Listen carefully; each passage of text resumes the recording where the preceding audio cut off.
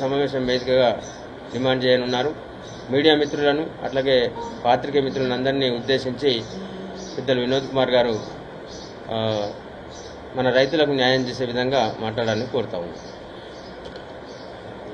పత్రికా మిత్రులందరికీ పేరు పేరున నా నమస్కారాలు. జిల్లా పార్టీ అధ్యక్షులు తోట ఆగయ్య గారు, అదేవిధంగా జిల్లా పరిషత్ చైర్పర్సన్ అరుణ గారు, పెద్దలు రవీంద్రరావు గారు, ప్రవీణ్ గారు, మిత్రులు రవిశంకర్ గారు, అదేవిధంగా మల్లారెడ్డి గారు, మా నగర పార్టీ అధ్యక్షులు చక్రపాణి గారు, తర్వాత ఇతర మిత్రులందరూ కూడా రామోహన్ గారు, అందరికీ పేరు పేరున నా నమస్కారాలు. సీనియర్ పార్టీ నాయకులు చాలా మంది ఉన్నారు. అందరికీ ఈరోజు మేము రాజన్న సిరిసిల్ల జిల్లాలో ముస్తాబాదు, తంగళ్లపల్లి, అదేవిధంగా సిరిసిల్ల, గంభీరావుపేట మండలం పక్క నుండి ఈ గ్రామాల్లో చాలా గ్రామాలు తిరిగినాం. ఉదయం పూట నుండి చాలా దురదృష్టకర సంఘటన నిన్న సాయంకాలం జరిగింది. ముస్తాబాద్ పట్టణంలో మండల కేంద్రంలో ఒక మన ఆర్టీసీ బస్ స్టాండ్లో చెట్టు విరిగి పడి ఈ ఎలక్ట్రిసిటీ లైన్స్ మీద పడేసరికి ఎలక్ట్రిక్ పోల్ ఇరిగిపోయింది. పెద్ద గాడుపు దుమారం కాబట్టి ఒక ఎల్లయ్య యాదవ్ మన ముస్తాబాద్ గ్రామ వాస్తవ్యులు వారు పాపం అక్కడ ఉండి మిగతా వాళ్ళని మీరు పోండి పోండి పోండి పోండి అని పాపం అందరినీ ఇషారా చేసి పంపించాడు. ఆయనే పాపం దురదృష్టవశాత్తు ఆ ఎలక్ట్రిసిటీ పోల్ పడి నెత్తి మీద పడి పగిలిపోయి నేను సాయంకాలం చనిపోయాడు. వారి కుటుంబాన్ని మేమందరం కూడా వెళ్లి కలిసి ఓదార్చి, పాపం చిన్న పిల్లాడు ఉన్నాడు, కొడుకు 9వ తరగతి చదువుతున్నాడు, తండ్రి, భార్య, పిల్లల్ని, కుటుంబ సభ్యులందరికీ కలిసి వచ్చినాం. వారి కుటుంబానికి ప్రభుత్వం తరఫున ఒక 10 లక్షల రూపాయలు ఎక్స్గ్రేషియా ప్రకటించాలని చెప్పి కూడా నేను అక్కడ విలేకరులతో కూడా మరి రాష్ట్ర ప్రభుత్వాన్ని కోరడం జరిగింది. అదే సందర్భంలో అతనికి ఒక 2 ఎకరాల భూమి ఉన్నది కాబట్టి మరి కేసీఆర్ గారు రైతు బీమా పథకాన్ని మరి ప్రవేశపెట్టింది కాబట్టి వెంటనే 5 లక్షల రూపాయలు సహాయం చేసే అవకాశం ఉంది కాబట్టి నేను జిల్లా కలెక్టర్తో మాట్లాడడం జరిగింది. జిల్లా కలెక్టర్ గారు ఎల్ఐసితో మాట్లాడి ఈ వారం రోజుల లోపల ఆ 5 లక్షల రూపాయలు ఏదైతే కేసీఆర్ గారు ప్రవేశపెట్టినటువంటి రైతు బీమా పథకం కింద వచ్చే డబ్బులు ఇవ్వండి అని చెప్పి కూడా మాట్లాడడం జరిగింది. ముస్తాబాద్ గ్రామ శివార్లో ఉన్నటువంటి రైతులు వరి ధాన్యాన్ని తీసుకున్నారు. మేము ఆ పంట పొలాల దగ్గర వెళ్లేసరికి బోరుమని ఏడుస్తున్నారు. రైతులు ఎక్కెక్కి పడి ఏడుస్తున్నారు. వారి పొలాలు చూసి మొత్తం ఆ వరి ఆ పొలంలో పుట్టకొచ్చి ఈనింది. అంటే మంచి గింజలు పాలుతో ఉన్నటువంటి ఆ గింజలు మొత్తానికి ఆ రాళ్ల వర్షానికి అవన్నీ కూడా నాశనం అయిపోయింది. కొన్ని దిక్కులంగా ఒక వారం రోజులకు కోసుకునేటువంటి దశకు వచ్చినటువంటి వడ్లు అవి నీళ్ళలో పడిపోయి మొత్తంలో ఆ వరి పొలం మొత్తం కూడా వరి ధాన్యంతో తేలుతున్నాయి.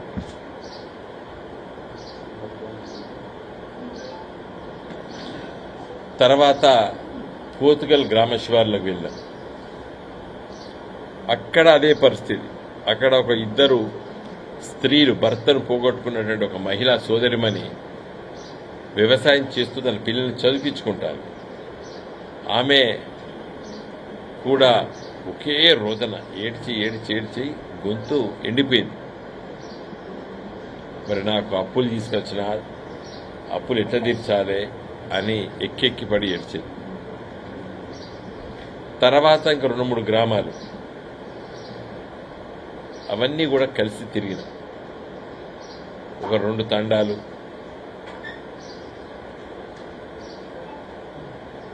తర్వాత ఇంతకుముందే సాయంకాలము తంగెలపల్లి మండలంలో కొన్ని గ్రామాలు, చివరిగా కొండాపూర్లో ఒక దేవాలయానికి వెళ్ళి రావడం జరిగింది. ఇక్కడ మీ పత్రికా విలేకరుల సమావేశానికి మీ ద్వారా ఇట్లా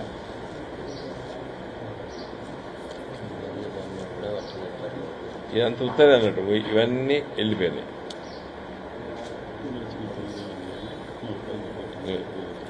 ఇవన్నీ అంత వెళ్ళిపోయినాయి. ఇది చూడండి, వడ్లన్నీ రాలిపోయినాయి, తాళ్ళు మిగిలింది. ఇంకా ఇప్పుడిప్పుడు ఇదంతా రేపు దేనికి పనికిరావి. చూడండి, ఇట్లుంటే తెలుస్తుంది మీకు. 40% ఉన్నాయి, ఇవి పనికిరావు. ఇవన్నీ కూడా రేపటి వరకు తెల్లగా అయిపోయి 2 రోజులకు ఫంగస్ బట్టి నల్లగా అయిపోతుంది. ఎందుకంటే దాంట్లో బయటకు వస్తుంది. వెంటనే కలెక్టర్ గారితో మాట్లాడడం, జిల్లా వ్యవసాయ అధికారితో కూడా మాట్లాడడం జరిగింది. మేము వెళ్లేసరికి కొన్ని దిక్కుల వ్యవసాయ అధికారులు సర్వే చేస్తున్నారు, ఎంత నష్టపోయిందనేది కూడా చూస్తున్నారు. వాళ్ళందరూ కూడా వాళ్ళతో కూడా కలిసి కొన్ని పొలాలు కలిసి తిరగడం జరిగింది. వాళ్ళు ఇంకా ఆ సర్వే చేస్తున్నారు. మేము వేరే గ్రామాలు కూడా తిరగడం జరిగింది. ఈరోజు రైతులు చెప్పిన విషయం ఒకటి చెప్తా నేను. ఏం చెప్పిందంటే, మొన్నటిదాకా నీళ్లు లేవు, ఎట్లా ఈ వరిని పుట్టకొచ్చి ఇంత అంది, దీన్ని ఎట్లా కాపాడుకోవాలి అని బాధలో ఉన్నాం. 1,60,000 రూపాయలు పెట్టి బోరేసినా, ఆ బోరు దగ్గర వెళ్ళింది కూడా మేము వీడియో తీసుకున్నాం. కొత్తగా 3 రోజుల కిందనే బోరు మిషన్ వచ్చి బోరేసిపోయింది. 1,60,000 పెట్టినా, అప్పు తీసుకొచ్చి పెట్టినా,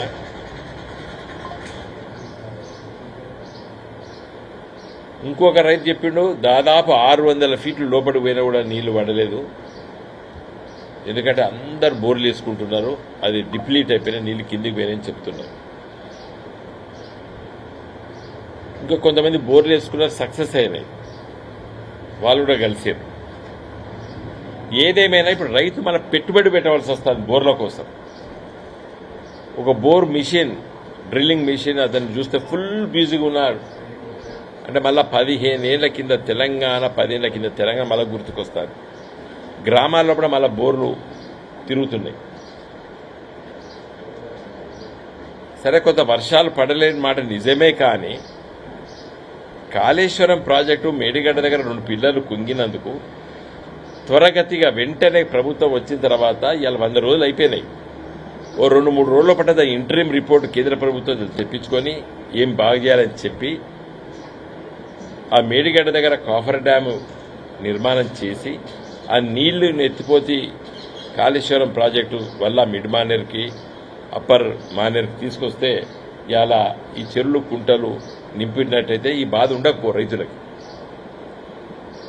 సరే, ఏదేమైనప్పటికీ కూడా అట్లా బాధపడ్డాం, నీళ్లు లేక బాధపడ్డాం, బోర్లు వేసుకున్నాం, అప్పు చేసినాం. సరే, ఏదో ఒకటి మా కర్మ అని చెప్పుకొని మేము ఉంటూ పంట పండించుకోవాలంటే నిన్న ఈ అకాల వర్షం వచ్చి రాళ్ళ పడి ఈ విధంగా పంటలు మొత్తం కూడా విత్తనాలు డబ్బు పెట్టాం, 1,500 రూపాయలు విత్తనం పెట్టాం. రైతు బంధు రాలేదు. కొంతమందికి వచ్చింది, 3 ఎకరాల లోపల చిన్న రైతుల వాళ్ళకి వచ్చినాయని చెప్పిర్రు, కొంతమంది చెప్పిర్రు, కొంతమంది రాలేదని చెప్పిర్రు. సో అప్పు చేసి విత్తనాలు కొనుకొచ్చినాం, యూరియా బస్తా కొనుకొచ్చుకున్నాం, డిఏపి కొనుకొచ్చుకున్నాం, పంటలు వేసుకున్నాం, నీళ్లు లేవు, ఎండిపోయినాయి. పోనీ ఏదో ఉన్నకాడికి బోర్లు వేసుకొని కొంత సాగు చేసుకున్నాం. ఈ సాగు చేసుకున్నా కూడా ఈ అకాల వర్షాల వల్ల మొత్తం పోయింది అని చెప్పి ఎక్కెక్కి ఏడ్చారు ఇవాళ రైతు బాధతో. నా రిక్వెస్ట్ ఏంటంటే, నేను తుమ్మల నాగేశ్వరరావు గారికి ట్రై చేసినాను ఫోను, వారు మీటింగ్లో ఉన్నారు, మాట్లాడిస్తామన్నారు. బహుశా వాళ్ళు మాట్లాడతారు, నేను చెప్తాను వారికి కూడా ఈ వివరాలన్నీ చెప్తాను. నేనేమంటున్నానంటే ఒక ఎకరానికి అన్ని ఖర్చులు వంగా 15 నుండి 20 వేలు ఒక రైతుకు మిగులుతాయి. అంత ఇవ్వకున్నా ఒక 10,000 తక్షణమే, ఎకరానికి తక్షణమే 10,000 రూపాయలు సాయం చేస్తే రైతుకు ఎంతో అంతో మరి మేలు చేసినట్టు. మేలుని అనను, కొంత ఉపశమనం కలుగుతుంది. ఎట్లా నష్టపోయింది రైతు చాలా. అయితే ఇది 1000 ఎకరాలు నష్టపోలేదు, అది కూడా చెప్తున్నాను నేను. అది ఒకటే లైన్లా ఈ రాళ్ల వర్షం పడ్డది. కాబట్టి ప్రభుత్వానికి పెద్ద భారమని అనుకోవడం లేదు. కాబట్టి వ్యవసాయ శాఖ మంత్రి తుమ్మల నాగేశ్వరరావు గారికి వెంటనే రిపోర్ట్ పంపని చెప్పి జిల్లా కలెక్టర్ గారిని కోరడం జరిగింది. మేమందరం, మా జిల్లా పరిషత్ చైర్మన్ గారు, మా టెస్కాబ్ చైర్మన్ గారు, ఎందుకంటే వాళ్ళు ప్రైమరీ అగ్రికల్చరల్ కోఆపరేటివ్స్ అన్నిటికీ వారు రాష్ట్ర అధ్యక్షులు. మరి మేమందరం కూడా ఇలా కలెక్టర్ గారితో మాట్లాడినాం. వెంటనే రిపోర్టు 24 గంటల్లో బట్టే మీరు రిపోర్ట్ పంపించండి. వ్యవసాయ శాఖ మంత్రి ముఖ్యమంత్రి రేవంత్ రెడ్డి గారి దృష్టికి తీసుకొచ్చి ఈ తక్షణ సాయం చేయాలని చెప్పి నేను డిమాండ్ చేస్తున్నాను. గత ప్రభుత్వం మేము చేస్తాం, ఇలాంటి సంఘటనలు వచ్చినప్పుడు చేస్తాం. ఎంతో అంత ఆ ధైర్యాన్ని ఇచ్చినాం. ఈరోజు నీళ్లు రాకపోవడం గల కారణాలు, కరెంటు చక్కగా ఉండకపోవడం గల కారణాలంతా రాజకీయాలు. అవన్నీ అవి మాట్లాడదాం, తర్వాత మాట్లాడతాం. ఎందుకు నీళ్లు ఇవ్వలేకపోయారు? దాదాపు ప్రతిరోజు 5,000 క్యూసెక్కులు అంటే 2 రోజులకి 1 టీఎంసీ. ఈ 100 రోజుల లోపల ఒక 50 టీఎంసీల నీళ్లు సముద్ర పాలైనవి. అది వెంటనే ఒక 10-15 రోజుల లోపల ఒక కాఫర్ డ్యామ్ కట్టి ఆ నీళ్ళని కాపాడుకొని లిఫ్ట్ చేసి మిడ్ మానేరు ఎల్ఎండి నింపితే ఇక్కడున్న చెరువులన్నీ అన్నపూర్ణ ప్రాజెక్ట్ అనుకోండి, మల్లన్న సాగర్లో కొంత, రంగనాయక సాగర్లో కొంత, తర్వాత మన అప్పర్ మానేరుకి కొంత, ఇవన్నీ చేస్తే అట్లీస్ట్ ఈ పూర్వపు కరీంనగర్ జిల్లా, వరంగల్ జిల్లాలో ఈ గోదావరి నది పరివాహ ప్రాంతంలో ఈ ఎస్ఆర్ఎస్పి ప్రాజెక్టు స్టెబిలైజేషన్ చేసినటువంటి ఈ పంట పొలాలన్నింటినీ కూడా కాపాడుకునేటువంటి అవకాశం ఉండే. దురదృష్టవశాత్తు కొత్త ప్రభుత్వం నిర్ణయాలు చేయడంలో కూడా తాత్సార్యపడ్డారు. ఏదో కేంద్ర ప్రభుత్వం ఏదో రిపోర్ట్ ఇస్తుందని చెప్పి ఇప్పటికి కూడా ఇంట్రీమ్ రిపోర్ట్ తెప్పించుకొని ఉండే, అది కూడా చేయలేదు. సరే, అదొక వేరే సబ్జెక్ట్.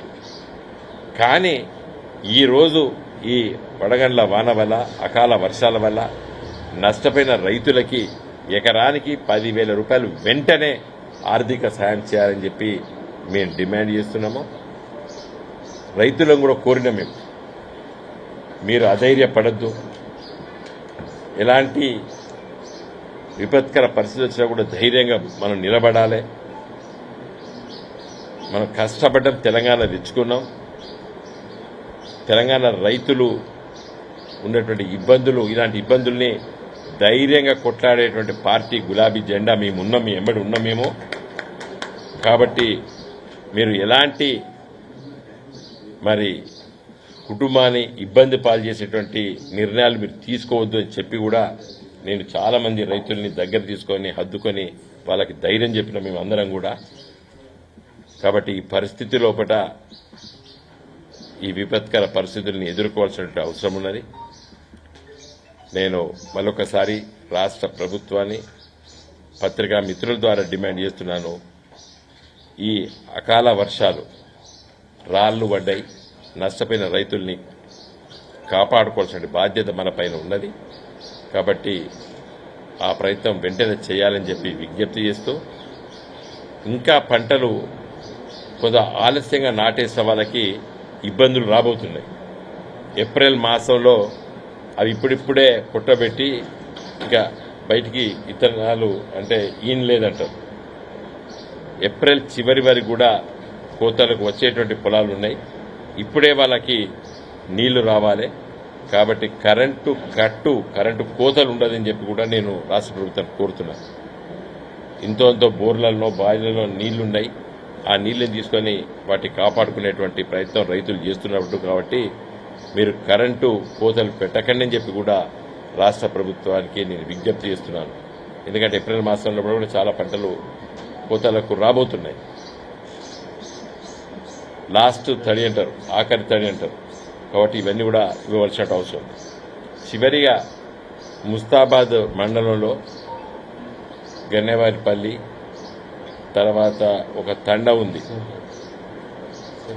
సేవలాల్ తండ.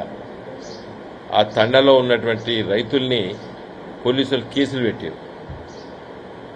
కాల్వల నుండి వాగులకు నీళ్లు వదిలిపెడితే మోటార్లు పెట్టుకుంటే కేసులు పెడుతున్నారు. మళ్ళా 10 ఏళ్ల కింద చరిత్ర మళ్ళా అవపడుతుంది. మళ్ళీ ఎవరో పడతారు, రాజశేఖర రెడ్డి గారు మాజీ ముఖ్యమంత్రి, కాంగ్రెస్ ముఖ్యమంత్రి రాజశేఖర రెడ్డి గారు, కిరణ్ కుమార్ రెడ్డి, చంద్రబాబు నాయుడు గుర్తుకొస్తాడు. మళ్ళీ ఊర్లలో రైతులకి రైతులపైన పోలీసులు కేసులు పెట్టుడైంది. 10 సంవత్సరాల కేసీఆర్ గారి పరిపాలన రైతులపై కేసులు పెట్టిండు ఆ కేసీఆర్. ఇలా మళ్ళా రైతులపైన కేసులు పెట్టారు ముస్తాబాద్ పిఎస్లా. ఎట్లా మీరు మోటార్లు పెట్టుకుంటారు వాగులకు కాలువల మీద అంటే మళ్ళా సమైక్య ఆంధ్రప్రదేశ్ పాలన మళ్ళీ అవపడుతుంది తెలంగాణలో. వాళ్ళకి ఏంటంటే కాలువల ద్వారానే నీళ్ళు ఇవ్వాలి, ఇరిగేషన్ డ్రై క్రాప్స్ ఐడి క్రాప్స్కి నీళ్ళు ఇస్తాం కాలువల ద్వారా అనేటువంటి ఆనాటి సమైక్య ఆంధ్రప్రదేశ్ ఆలోచనని మళ్ళీ కాంగ్రెస్ పార్టీ అమలు చేస్తారు. కేసీఆర్ ఏం చేసిండు, కరెంటు నీళ్లు ఇవి రెండు రైతుకి ఎందుకు కావాలి, పంటకు పండియడానికి కావాలి. ఇప్పుడు వాడు కాలువల మీద మోటార్లు పెడుతుంది, ఏది పెడుతుంది, ఎక్కడ తీసుకుపోతాడు నీళ్లు? పంట పొలాలకు తీసుకెళ్తాడు. వాళ్ళ సొంతంగా పైపులు ఇట్లా వేసుకొని ఈ వాగు కాడ ఇట్లా మోటార్ పెట్టి పైప్ వేసుకొని పంట పండిస్తాడు. ఇది ఇల్లీగల్ అని చెప్పి కేసులు పెడతారు. ముస్తాబాద్ పోలీస్ స్టేషన్ కేసులు పెట్టారు. నేను జిల్లా కలెక్టర్ని, జిల్లా ఎస్పీని చెప్తున్నా, వెంటనే దాన్ని విరమించుకోవాలి. ఆ కేసులు రైతులపై కేసులు చూసిరా తెలంగాణలో, మళ్ళీ రైతులపై కేసులు ఏంది? ఇదెక్కడ ఆలోచన? కాబట్టి నేను వ్యవసాయ శాఖ మంత్రి తుమ్మల నాగేశ్వరరావు గారిని, ఇరిగేషన్ శాఖ మంత్రి ఉత్తమ్ కుమార్ రెడ్డి గారిని, ముఖ్యమంత్రి రేవంత్ రెడ్డి గారిని నేను కోరుతున్నాను, వెంటనే రైతులపై పెట్టే కేసులు విరమించుకోండి. ముస్తాబాద్ పోలీస్ స్టేషన్లో పెట్టారు. మళ్ళొక్కసారి రైతులు ఏడుస్తున్నారు, అయ్యో రైతు రాజ్యం పోయింది, రైతు రాజ్యం పోయింది, రైతు రాజ్యం పోయింది అని బాధపడుతున్నారు. కాబట్టి మరి మీరు మొన్ననే అధికారంలోకి వచ్చారు. రేవంత్ రెడ్డి గారిని నేను విజ్ఞప్తి చేస్తున్నా, రైతుల పట్ల వ్యతిరేకతను చూపించకండి. మీ అధికారులకు ఆదేశించండి. కరెంటు 24 గంటలు కరెంటు ఇచ్చేటట్టు చెప్పండి. రైతులపై కేసులు పెట్టదని పోలీసులకు చెప్పండి.